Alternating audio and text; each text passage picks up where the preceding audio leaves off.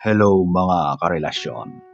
Naniniwala ka ba sa bilyong-bilyong tao sa mundo? May isang kaluluwa na sadyang nakalaan para sa iyo. Yung hindi mo kailangang pilitin, hindi mo kailangang maghabol dahil ang tadhana mismo ang gumagawa ng paraan para magtagpo kayo. So, sa video na ito, ating pag-uusapan ang mga 7 senyales na kayo ay mag-soulmate.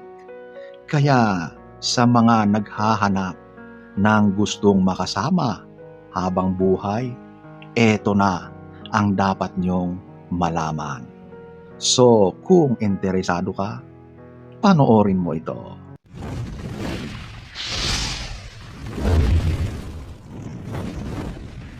Number 1, ang instant familiarity. O ito yung parang matagal na kayong magkakilala kahit ngayon lang kayo nagkita. Ito yung pakiramdam na parang kilala mo siya agad-agad kahit bago pa lang kayo nagkikita. Alam mo, yung feeling na sa unang pag-uusap nyo pa lang, kampante ka na. Walang awkwardness, walang kaba, at hindi mo kailangang magpanggap. Para bang ang mga kaluluwa ninyo ay dati nang magkakilala sa ibang panahon. Kapag soulmate mo ang isang tao, ang koneksyon ninyo ay hindi parang start from scratch, kundi parang pagpapatuloy lang ng isang kwentong matagal nang nasimulan. Number 2, ang unspoken communication. Ito yung nagkakaintindihan kayo sa isang tingin lang. Isipin mo ito, nasa gitna kayo ng maraming tao. May nangyaring nakakatawa o weird na pangyayari. At sa isang sulyap nyo sa isa't isa, alam nyo na ang iniisip ng bawat isa. Hindi nyo kailangang magsalita ng mahaba para ipaliwanag ang nararamdaman nyo. Ang tawag dito ay soul telepathy. Yung katahimikan nyo ay hindi nakakabingi, kundi nakaka-relax. Dahil alam mong naiintindihan ka niya kahit hindi ka pa nagsasalita. Number 3, you support each other's growth. Ang isang soulmate ay hindi yung taong kukumpleto sa iyo, kundi yung taong nagbibigay ng inspirasyon sa iyo na maging best version ng sarili mo. Kung ang partner mo ay laging nandyan para suportahan ang pangarap mo at hindi siya natatakot na mas lalo kang gumaling o umangat, sign yan ng soulmate connection. Ang tunay na itinakda ay hindi ka itatali sa isang lugar.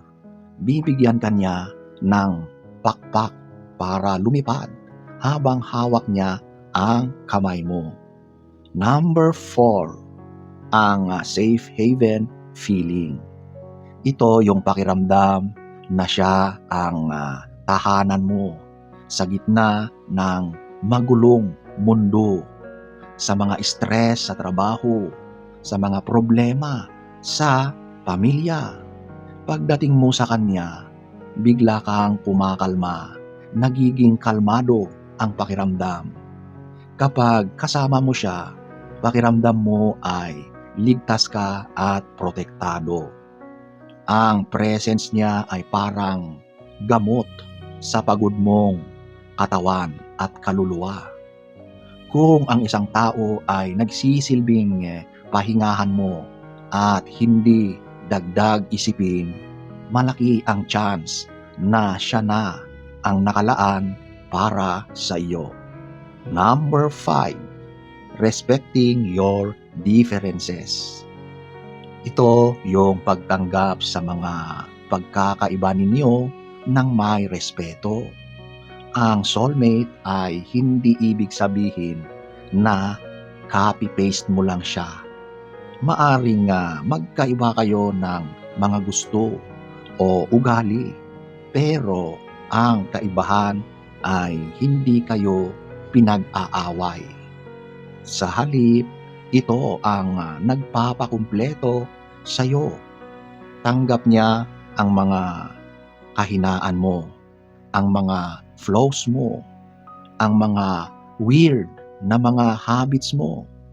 Hindi ka niya susubukang baguhin para lang sumunod sa standards niya. Dahil mahal ka niya sa kung sino ka talaga. Number 6, the gut feeling. Ito yung ipinagsisigawan ng iyong puso. Ang iyong intuition, minsan hindi mo na kailangan ng logic, katalinuhan. May malalim na boses sa loob mo na nagsasabing, ito na talaga, siya na talaga. Ito yung kapayapaan na nararamdaman mo tuwing kasama mo siya. Walang what ifs, walang pag-aalinlangan. Kapag ang puso mo ay tahimik at panatag sa tabi ng isang tao, yun ang pinakamalakas na sign na ang tadhana na mismo ang nag-aaproba sa inyong dalawa. Number 7, shared values and future vision. Ito yung pareho kayo ng direksyon na tinatahak. Maaring magkaiba ang mga trabaho nyo, pero ang mga core values nyo o yung mga mahalagang bagay sa buhay tulad ng pamilya, respeto, mga pangarap ay magkakatugma. Kapag tinignan mo ang future mo, hindi mo na kailangang isalaksak siya ng pilit. Kusa siyang nandoon sa bawat plano mo. Ang soulmates ay parang dalawang gulong, magkahiwalay pero iisa ang tinutunguhan. 2,000 years later. So ayan po mga karelasyon, ang soulmate connection ay hindi lang tungkol sa kilig. Ito ay tungkol sa koneksyon na mas malalim at mas matatag pa sa mga bagyo ng buhay at mas totoo pa sa anumang pananalita. Kaya kung nahanap mo na ang sa iyo, huwag mo nang pakawalan.